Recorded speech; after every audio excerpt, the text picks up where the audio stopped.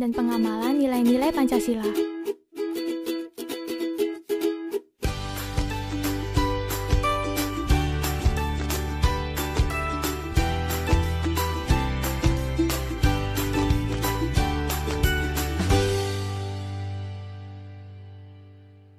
Tahukah kamu? Indonesia adalah negara kepulauan dengan 257,6 juta penduduk yang tersebar dari Sabang sampai Merauke. Terdiri dari 6 agama, Islam, Konghucu, Kristen Katolik, Hindu dan Buddha, dan 1340 suku bangsa. Meskipun berbeda suku dan agama, mereka tetap hidup damai dan berdampingan. Tidak ada konflik, selalu toleransi, dan saling menghargai satu sama lain. Karena mereka mengamalkan nilai-nilai Pancasila. Tapi kenapa bangsa Indonesia saat ini tidak hidup damai? Bullying terlampau sering, kriminalitas tak terbatas, penindasan habis-habisan, pelecehan seksual makin viral, korupsi tak henti-henti, terorisme dan radikalisme.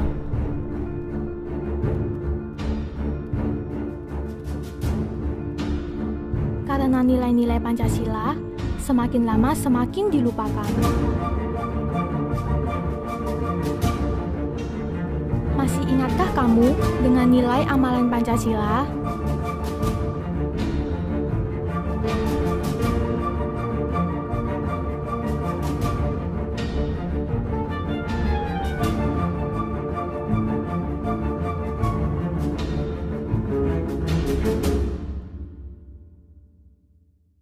Bagaimana contoh perilaku pengamalan Pancasila?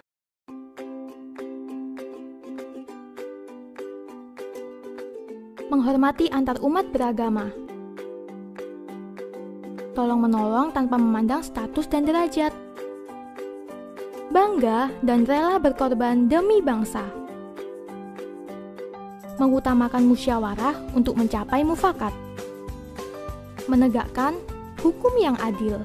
Bagaimana kakak-kakak? Apakah kamu sudah mengamalkan nilai Pancasila? Yuk, kita sama-sama mengamalkan nilai-nilai Pancasila. Untuk Indonesia yang lebih baik, untuk Indonesia yang lebih indah.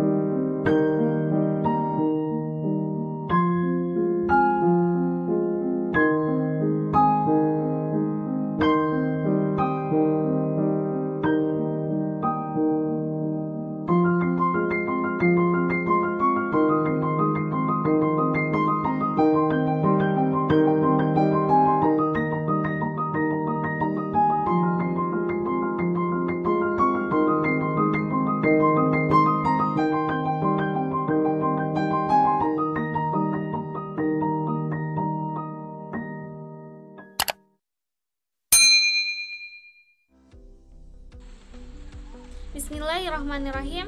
Assalamualaikum warahmatullahi wabarakatuh. Alhamdulillahirrabbilalamin. Wassalatu wassalamu ala asyrafil anbiya'i wal mursalin wa ala alihi washabihi ajmain. Amma ba'du.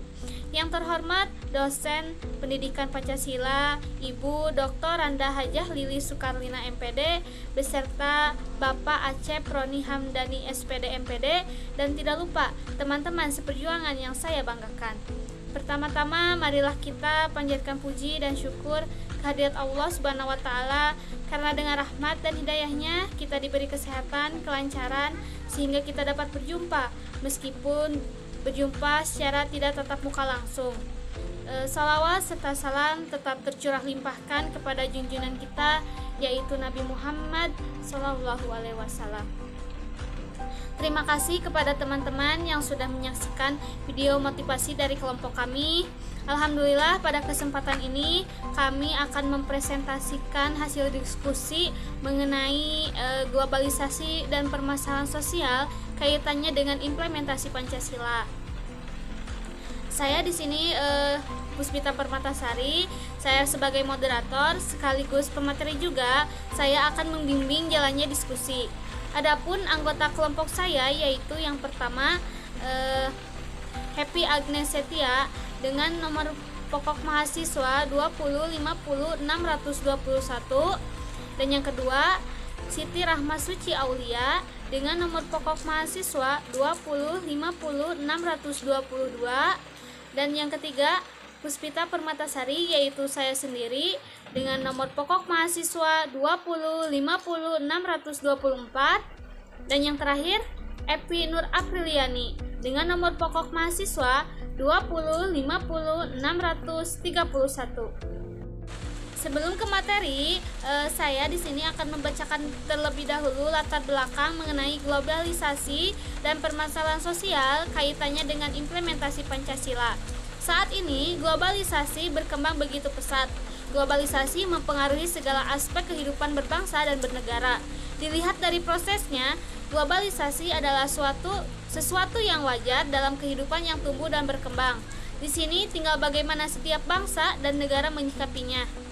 Jika suatu bangsa tidak mampu mengikuti arus globalisasi, terutama negara yang tingkat kehidupan dan pembangunannya masih tradisional, hal itu akan menimbulkan kekhawatiran hubungan internasional dan berpengaruh pada kondisi dalam negeri. Misalnya kekhawatiran dalam aspek politik, ekonomi, sosial, budaya, dan keamanan. Jadi itulah latar belakang mengenai globalisasi dan permasalahan sosial kaitannya dengan implementasi Pancasila. Selanjutnya yaitu materi pertama akan dibacakan oleh Happy. Baik, kepada Happy saya persilakan. Assalamualaikum warahmatullahi wabarakatuh. Nama saya Happy Agnes Setia dengan nomor NPM 2055621. Saya akan membacakan materi pertama. Yang pertama, ada pengertian dan ciri-ciri globalisasi. Konsep globalisasi dapat dengan mudah dipahami melalui pemenggalan kata global dan sasi. Kata global merujuk pada lintas batas dan kata sasi merujuk pada perubahan atau proses menjadi. Untuk mempermudah mengingat globalisasi, dapat diartikan secara singkat sebagai proses perubahan sosial pada skala lintas batas. Globalisasi berasal dari kata globalization. Global artinya dunia, sedangkan lisation artinya proses. Globalisasi adalah proses integrasi internasional yang terjadi karena pertukaran pandangan dunia, produk, pemikiran, dan aspek-aspek kebudayaan lainnya. Selanjutnya ada ciri-ciri globalisasi. Ciri-ciri globalisasi yang penting antara lain sebagai berikut. A. Arus informasi dan komunikasi yang sangat cepat tanpa batas waktu dan ruang. B. Terbukanya perdagangan bebas. C. Peningkatan interaksi kultural antar bangsa di dunia. D. Meningkatnya masalah bersama. Selanjutnya, ada teori dan aspek globalisasi. Teori globalisasi adalah berperan untuk memperkuat analisis perihal globalisasi. Teori ini dipengaruhi tiga pemeran yang berperan penting pada proses globalisasi, yaitu yang pertama ada tradisionalis. Globalisasi berasal dari globalization. Global artinya dunia, sedangkan Lisazir artinya proses. Globalisasi adalah proses integrasi internasional yang terjadi karena pertukaran pandangan dunia, produk, pemikiran, dan aspek-aspek kebudayaan lainnya. Teori globalis. Teori globalis menyatakan pengertian globalisasi mempengaruhi seluruh dunia, sehingga masyarakat akan lebih terbuka dan toleran atas berbagai budaya dari luar wilayah mereka. Yang ketiga ada teori transformis. Teori transformis mengatakan bahwa globalisasi tidak memberi efek yang dramatis, melainkan tetap dalam batas normal sehingga tidak perlu menimbulkan kekhawatiran. Selanjutnya ada aspek globalisasi. Globalisasi yang terjadi di dunia telah mempengaruhi berbagai aspek kehidupan. Di antaranya ada aspek politik. Di dunia politik, globalisasi mempengaruhi berbagai kebijakan dan adanya aktivitas politik yang didasarkan pada nilai-nilai universal, seperti disusunnya kerjasama internasional dan dijunjungnya hak asasi manusia. Yang kedua, ada aspek ekonomi. Globalisasi menyebabkan perubahan cara transaksi, khususnya dengan adanya transaksi elektronik. Konsumen dapat membeli produk barang dan jasa tanpa dibatasi wilayah geografis. Yang terakhir ada aspek sosial budaya. Globalisasi pada aspek sosial budaya dapat diartikan sebagai fenomena sosial, di mana praktik-praktik kebudayaan yang dilakukan individu bukan hanya dipengaruhi oleh dirinya sendiri, namun oleh masyarakat global. Contohnya, terdapat sebagian individu yang terobsesi dengan budaya kehidupan masyarakat Korea Selatan melalui pengaruh idol K-pop kegemarannya. Sebagian individu lainnya juga tergila-gila dengan budaya Jepang melalui film anime yang ditontonnya setiap hari. Baik, terima kasih kepada Happy yang telah membacakan materinya. Materi selanjutnya akan dibacakan oleh Rahma. Kepada Rahma, saya persilahkan. Assalamualaikum warahmatullahi wabarakatuh. Perkenalkan, nama saya Siti Ramasa Jalia. Saya akan menjelaskan tentang faktor-faktor pendorong globalisasi. Yang pertama yaitu perkembangan teknologi informasi dan komunikasi.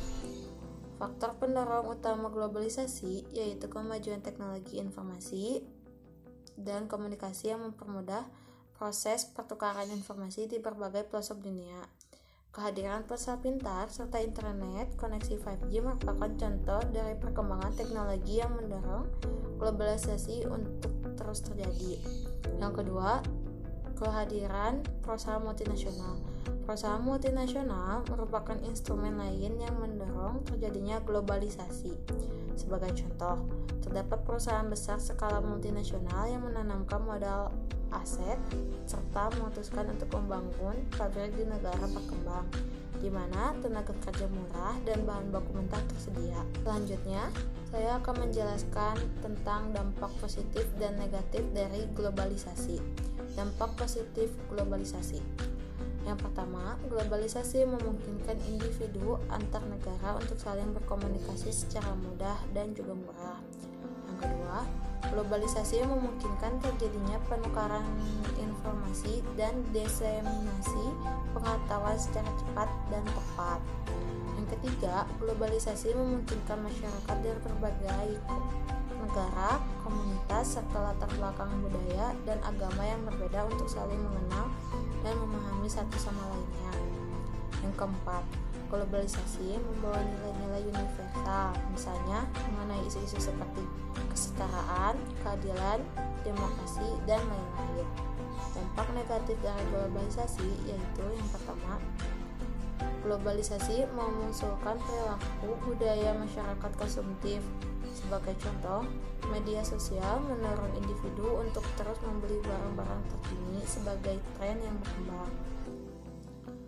Yang kedua, globalisasi membawa pengaruh pada bahasa dan kebudayaan lokal. Dalam hal ini, bahasa Inggris yang dikenal dengan bahasa internasional memiliki kemungkinan untuk mengikis bahkan menghilangkan bahasa lokal. Yang ketiga, globalisasi memiliki kemungkinan untuk menghilangkan tradisi, kebiasaan, dan adat istiadat masyarakat. Yang keempat, globalisasi memperlebar kesenjangan sosial pada skala lokal, nasional, dan global. Dalam hal ini, masyarakat terpencil yang kesulitan dalam mengakses internet akan semakin tertinggal dengan masyarakat perkotaan. Begitupun dalam skala global.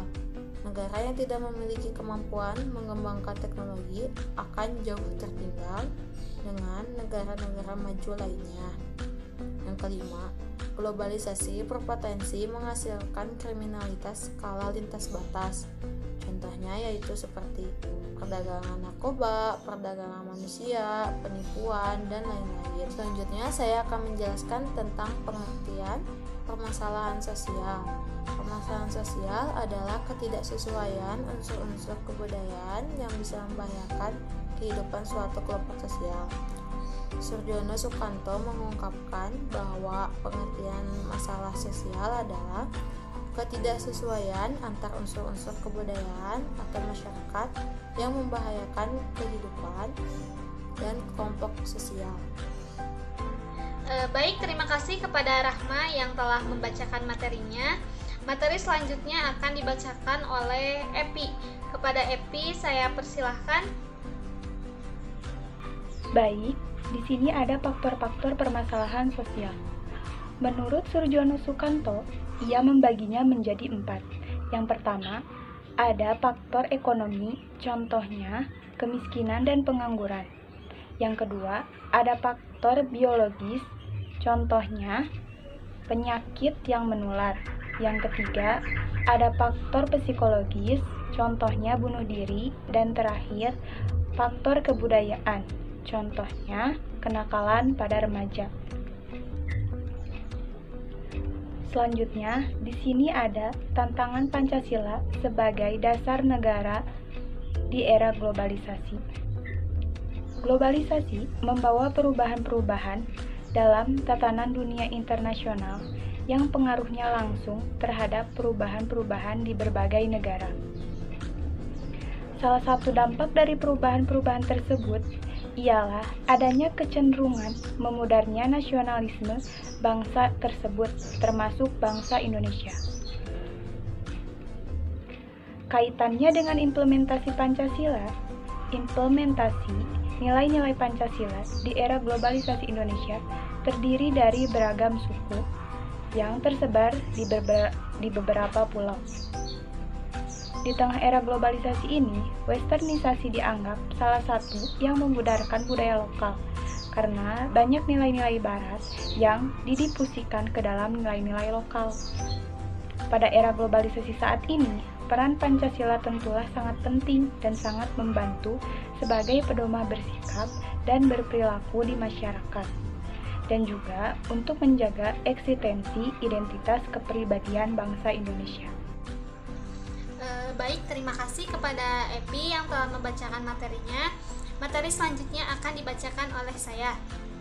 Jadi, kesimpulannya, bangsa dan negara Indonesia tidak bisa menghindari akan adanya tantangan globalisasi. Dengan menjadikan Pancasila sebagai pedoman dalam menghadapi globalisasi, bangsa Indonesia akan tetap menjaga eksistensi dan jati diri bangsa sendiri. Eksis dan tidaknya Pancasila di era globalisasi sangat tergantung pada nilai-nilai Pancasila.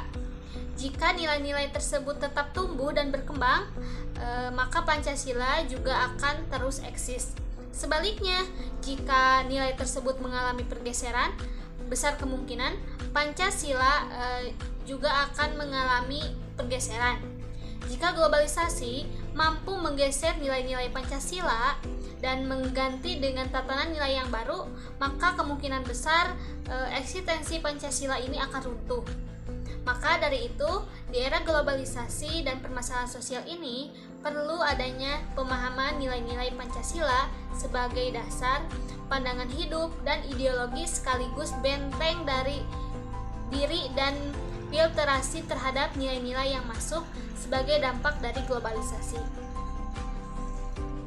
Alhamdulillahirrabbilalamin. Baik, demikian presentasi dari kelompok kami. Mudah